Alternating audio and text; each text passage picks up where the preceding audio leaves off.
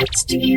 Hey everyone, welcome back to the channel. Today we're going to dive into exciting head-to-head comparison between the 2024 TCL QM7K and the 2025 TCL QM7K. If you're shopping for a new TV and can't decide between these two models, you're in the right place. On this video, I'll break down the differences, the performance, features, and the value so you can choose the best one for your needs. And I had to be honest with you guys, the last year model QM7K did have a lot of red tint to it, and we're going to use the factory settings for this video. And I did make a calibration video on that television, so if you're interested, go check out that video if you have a QM7K.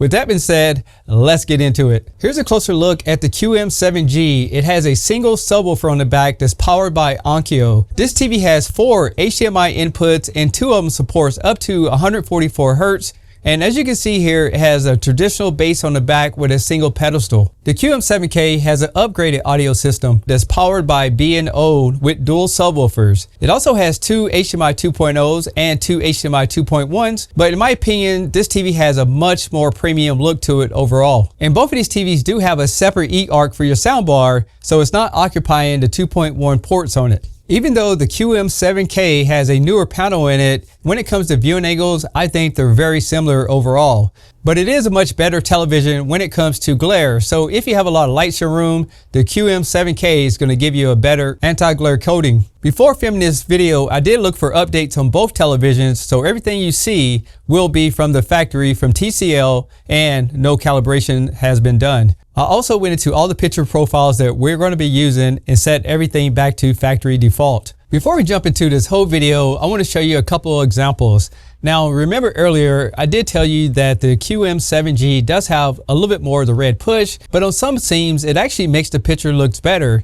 I would say if you do play black and white movies, I would definitely go into the picture settings and use those adjustments that I showed you on the calibration videos. When it comes to movies, I feel that the QM7K has a lot more colors to it and it looks a lot more natural. Now the QM7K does have a great picture on it, but you can see that this TV has a lot of saturation compared to the QM7K while in movie mode. But I will say that both TVs do have very good lighting control because I don't see any type of gray in the letterbox at the top of the movies. Another thing that stands out to me that you do get a little bit better shadow details in the QM7K. So I did notice a little bit more detail in some of the background scenes of these movies. And another thing that I noticed is that the QM7K did load up the image faster, and this could help with the motion. So we took a look at how the TV performs in some regular demos and the movies. Now let's check out some of the picture profiles, starting off with SDR.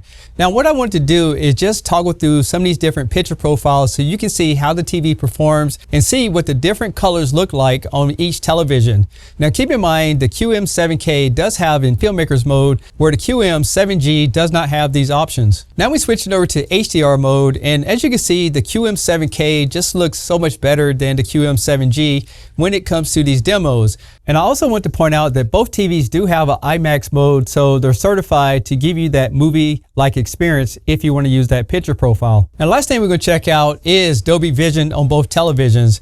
Now one thing I can tell is that the QM7K definitely has a lot more details in the background, but both of these TVs does support Dolby Vision IQ, Dolby Vision brightness and darkness. And one thing I can say for sure is that TCL made some huge improvements on the new QM7K.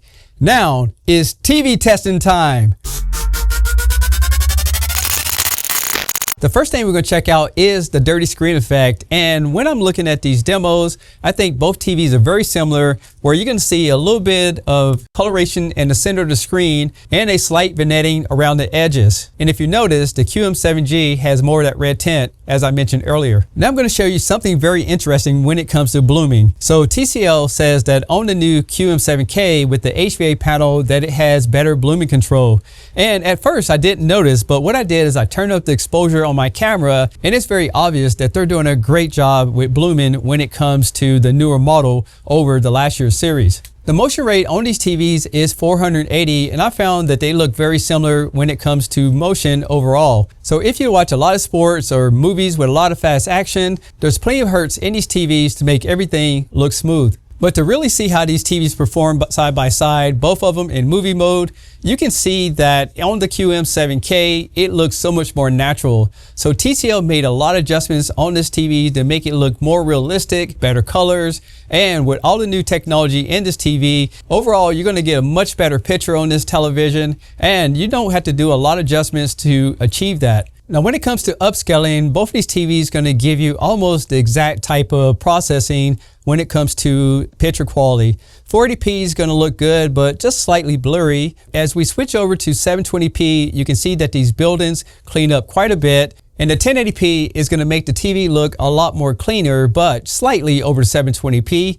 And 4K is going to give you absolutely the best quality because the TV doesn't have to upscale it. It's the natural resolution that these TVs were built for. I think I found my favorite distraction. Comes to my pros, I don't play by the rules, and I switch up the flow. Hey, chill on the weekend, give X's and no. She in love with the kid, I ain't texting her phone.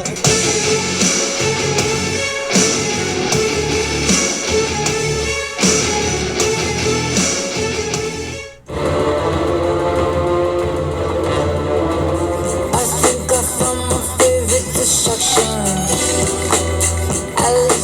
Comes to my pros, I don't play by the rules, I switch up the flow. Hey, chill on the weekend, give X's and no. She in love with the kid, I ain't texting her phone.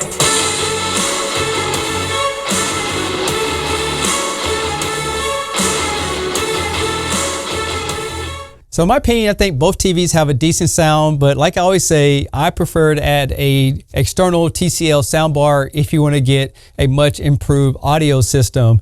Now, when it comes to gaming, I would say that both TVs do have a game bar on it. You can see that the QM7K game bar is a lot more advanced, where you can see a lot more features, and you have a lot more controls over the QM7G. And the last thing I want to do is show you a little bit of gameplay on both TVs so you can see how well they perform. Luminara, we've got to find a safe place to land. Obi-Wan and Anakin do not have much time left. Not going to be easy. Watch your fire, Mace.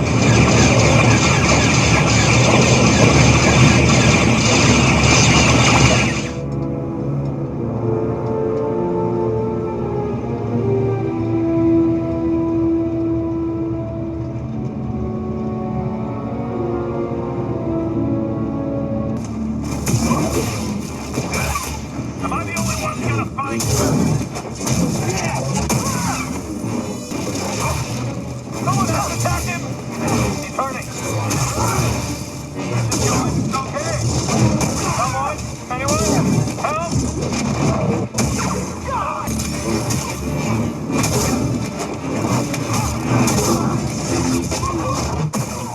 On this video, I showed you guys the differences between these two TVs for the most important parts. It's very obvious that TCL did make some improvements on the QM7K, and if it works in your budget, this is a TV that you definitely probably want to consider over the QM7G.